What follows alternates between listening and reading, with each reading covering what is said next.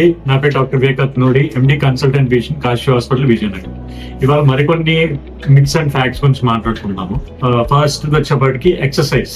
ఇప్పుడు చాలా మందికి, ముఖ్యంగా మగవాళ్ళకి, కొంతమంది ఆడవాళ్ళకి బెల్లీ ఫ్యాట్ అంటే పొట్టలో కొవ్వు ఎక్కువ ఉంటుంది, పొట్ట దగ్గర కొవ్వు ఎక్కువ ఉంటుంది. సో చాలా మంది ఏమనుకుంటారంటే మనం అబ్డామినల్ ఎక్సర్సైజెస్, ఈ యాప్స్, ఈ క్రంచెస్ ఇవన్నీ చేస్తే ఆ పొట్టలో ఉన్న కొవ్వు తగ్గిపోద్ది అనుకోండి. ఇది మిత్.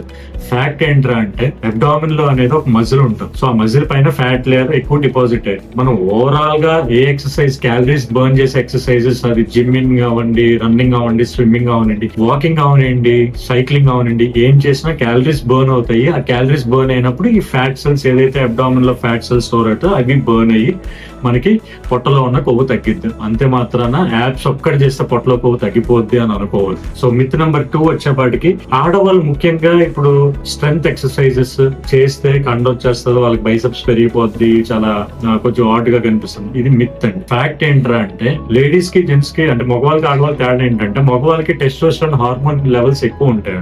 సో యూజువల్ గా మగవాళ్ళకి ఇప్పుడు ఫర్ ఎగ్జాంపుల్ 10 kgs లిఫ్ట్ చేస్తారంటే వాళ్ళకి మజిల్ బిల్డ్ అయ్యేది చాలా ఎక్కువ. అదే 10 kgs ఆడవాళ్ళు లిఫ్ట్ చేస్తే వాళ్ళకి మజిల్ బిల్డ్ అవ్వదు, జస్ట్ మజిల్ స్ట్రాంగ్ అయింది అండ్ బోన్ కూడా చాలా స్ట్రాంగ్ అయింది. అంతే మాత్రాన మజిల్ బిల్డప్ అయిపోదు బికాస్ ఆఫ్ లో లెవెల్స్ ఆఫ్ టెస్టోస్టెరాన్. ఇది ఫ్యాక్ట్ అండి. ఇంకొక ఇంపార్టెంట్ మిత్, సోనా, స్వెట్టింగ్. ఇప్పుడు సోనా చాలా మంది స్టీమ్ బాత్ వెళ్తారు, స్వెట్టింగ్ ఒక అరగంట గంట కూర్చుంటారు, స్వెట్ అలా వచ్చేస్తుంది.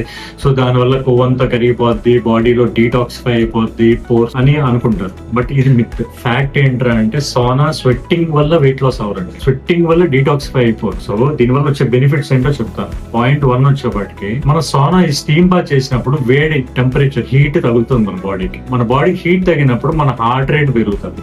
మన హార్ట్ రేట్ పెరిగినప్పుడు మెటబాలిక్ రేట్ పెరుగుతుంది.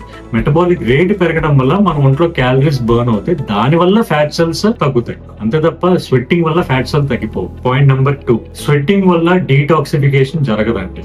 ఓకే, స్వెట్టింగ్ అనేది జస్ట్ మన ఒంట్లో వాటర్ బయటకి అయిపోతే డీహైడ్రేట్ అవుతాం యాక్చువల్ గా చెప్పాలి అని అంటే. సో కొన్ని రేర్ మెటల్స్ ఉన్నాయి, కొన్ని వెరీ లిమిటెడ్, అంటే లెస్ దాన్ 2%, 5% క్వాంటిటీలో మనకు ఆ మెటల్స్ స్వెట్ ద్వారా ఎక్స్క్రీట్ అవుతాయి. బట్ మెయిన్, నేను ఇలా వన్ ఆఫ్ ద వీడియోలో నేను చెప్పినట్టు, మెయిన్ డీటాక్సిఫై ఏజెంట్స్ మన బాడీలో లివర్ అండ్ కిడ్నీ అండి. మిగతా అంతా యాక్చువల్ డీటాక్సిఫైయింగ్ ఆర్గన్స్ కావు. సో స్వెట్టింగ్ అనేది it doesn't detoxify your body, it just burns your calorie indirectly by increasing the heart rate. ఇది పాయింట్ నెంబర్ 2. పాయింట్ నెంబర్ 3, ఈ Sona bath, steam bath వల్ల మనకేంటంటే ఆ వేడి తగ్గడం వల్ల మన మజిల్ రికవరీ చాలా బాగుంటది. సో మజిల్ సోర్నెస్ ఎక్కడన్నా, లో బ్యాక్ పెయిన్, లేకపోతే థై పెయిన్స్ ఉన్నాయి, లేకపోతే నెక్ పెయిన్స్ ఉన్నాయి, సో ఈ మజిల్ రికవరీ అయ్యి కొద్దిగా సూదింగ్ గా ఉంటుంది. ఇది 3rd బెనిఫిట్. 4th పాయింట్ వచ్చేపాటికి మెంటల్ స్ట్రెస్ తగ్గుతుందండి. ఈ Sona steam bath 1/2 to 45 minutes చేసినప్పుడు మనం ఎలాగో ఫోన్లో ఏం వాడడం కాబట్టి, అక్కడ కూర్చుంటాం కాబట్టి మన బాడీ మజిల్ రికవరీ అవుతూ ఉంటుంది. అట్ ద సేమ్ టైం మనం మెంటల్ గా కూడా డీస్ట్రెస్ అవుతూ ఉంటాం. ఇది 4th బెనిఫిట్. ఇంకా 5th బెనిఫిట్ వచ్చేప్పటికి రెస్పిరేటరీ. ఎప్పుడైతే ఈ వేడి పొగ మనకి పీలుస్తూ ఉంటామో, సో ఈవెన్ నోస్ లో కూడా వెళ్తూ ఉన్నప్పుడు మనకి లోపల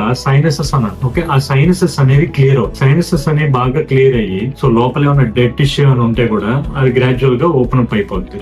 సో ఇది రెస్పిరేటరీ హెల్త్ కి చాలా ఇంపార్టెంట్. ముఖ్యంగా ఈ రెగ్యులర్ గా కఫాలు, ఇప్పుడు మనం అదే కదా జలుబు కఫం వచ్చినప్పుడు ఏం చేయమంటాం, స్టీమ్ ఇన్హలేషన్ చేయమంటాం.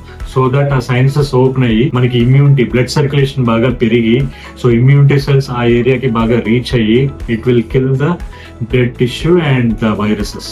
ఇది 5th important benefit. 6th important benefit వచ్చేపాటికి సర్క్యులేషన్ అండి, మెయిన్ ఇంపార్టెంట్. వార్మ్ టెంపరేచర్ మనకు తగిలినప్పుడు మన బాడీలో రక్త కణాలు, అంటే ట్యూబ్లు డైలేట్ అవుతాయి, బ్లడ్ వెసల్స్ అన్ని డైలేట్ అవుతాయి. సో బ్లడ్ ఫ్లో చాలా ఎక్కువగా ఫ్లో అవుతూ ఉంటది. ఈ వీడియో నాలెడ్జబుల్ గా అనిపిస్తే మరికొందరికి షేర్ చేయండి మరియు లైక్ చేయండి. మరిన్ని వీడియోస్ కోసం డాక్టర్ వివేక్ ఛానల్ కి సబ్స్క్రైబ్ చేసుకోండి. Thank you.